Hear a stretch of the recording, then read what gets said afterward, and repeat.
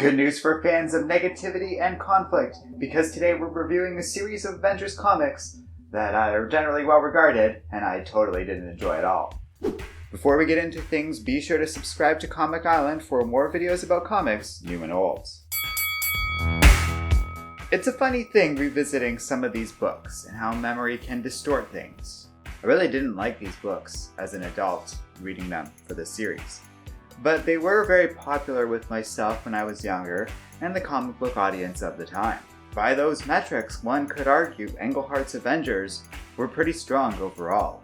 It succeeded at selling a brand to the audience at the time, so who am I to fault it? I ask this because here I am, about to fault these books quite a bit. Because what worked as a kid didn't necessarily work for me now that I can look at these books, especially with a longer scale of Avengers comics. By having been able to have read through Thomas's era, I can better appreciate his Avengers books and what had already been done so far.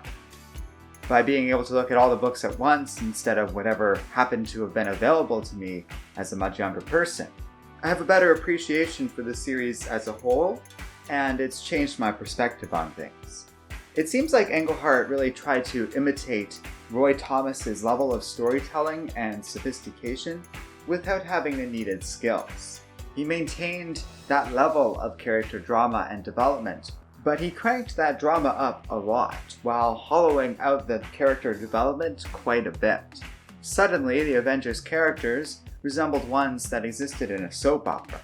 Meanwhile, the complex adventures Thomas had put the Avengers up against gave way to far simpler takes on villains and a more traditional look at superheroes fighting villains.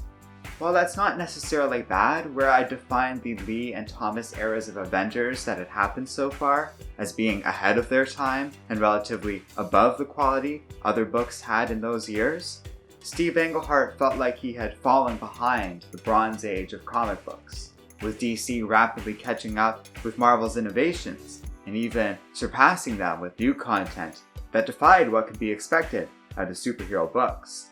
Englehart felt like he was making very traditional decisions regarding the Avengers. I don't want to come across as too negative here. These books aren't terrible. This was the last era where Stan Lee seemed to still have some creative input into the Avengers, at least as far as I can tell. But Roy Thomas also stuck around, now working as the book's main editor. So we occasionally get stories that pushed against what one might expect out of a typical superhero affair.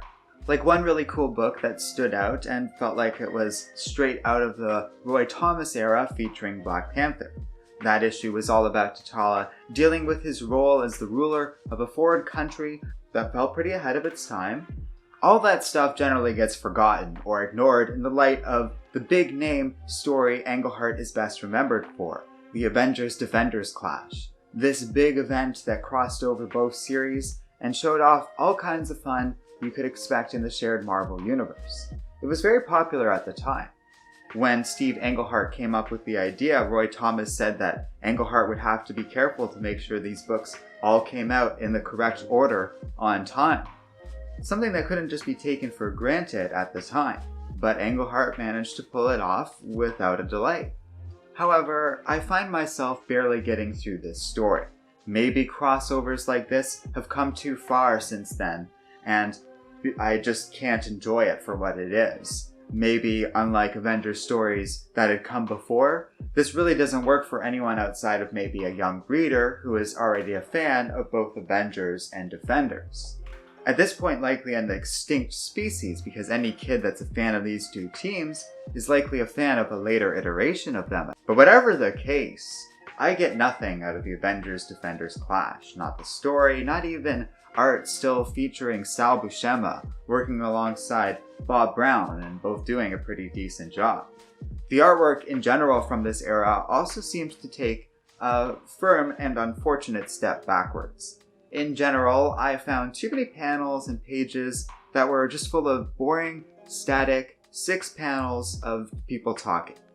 And suddenly all the creative imagery that had populated the Avengers comics up until this point felt like it had dried up quite a bit.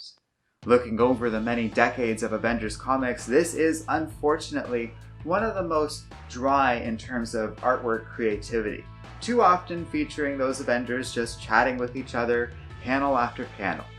A big name in the history of Avengers comics, George Pérez, did join the series at some point during Englehart's run, but it did little to change my opinion of this era of Avengers when it comes to the artwork.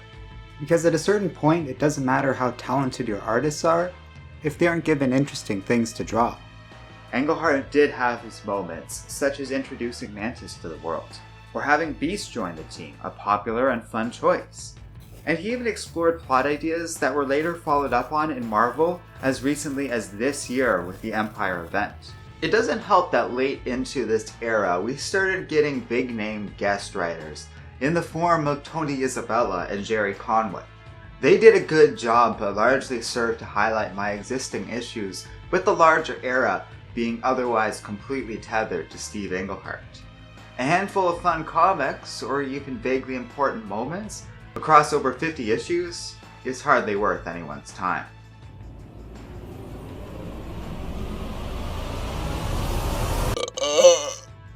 And here we have our first low grade, but to be fair, it's not the lowest grade. That may seem like I'm damning the Englehart era with faint praise, but it really does mean something. As much as I didn't get a lot out of his take on the Avengers, I didn't feel like it was actively antagonistic or even unbearably boring. No, when it comes to Avengers books, you could do a lot worse. The problem is, sadly for this era at least, you can also do a lot better. If you want classic Avengers comics, you are way better off exploring the dozens and dozens of books written by Roy Thomas or Stan Lee. If you want more weird stuff focusing on offbeat characters like Mantis, well, there are better Avengers runs with those kind of tastes too. And even in the world of crossover stuff and big broad action, there are plenty of examples in the modern era of that done better than here.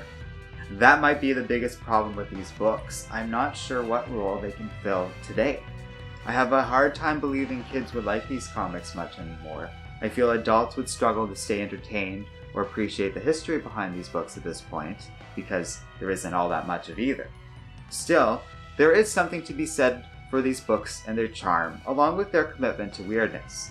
I haven't talked about it yet much because it wasn't written all that great here, but Vision and Scarlet Witch relationship was a good part of the Avengers, and even to a degree here. I mean, it reflects the melodrama I was talking about earlier, but it also reflects how these books weren't really afraid of exploring new territory, even if that territory was potentially controversial or some sort of off-putting romance. With the way American fiction tends to view and treat artificial life, Vision and Wanda represents an early, and still relatively lonely, healthy relationship between android and human, and one that in the world of fiction feels like the rest of the media is only now just kind of coming around to. So stay tuned for our next video, because if you think I had some rough things to say about the Avengers series as it existed under Steve Englehart, wait until you see what I have to say about Jim Shooter. So thanks for watching, guys. Don't forget to like, subscribe, and keep reading comics.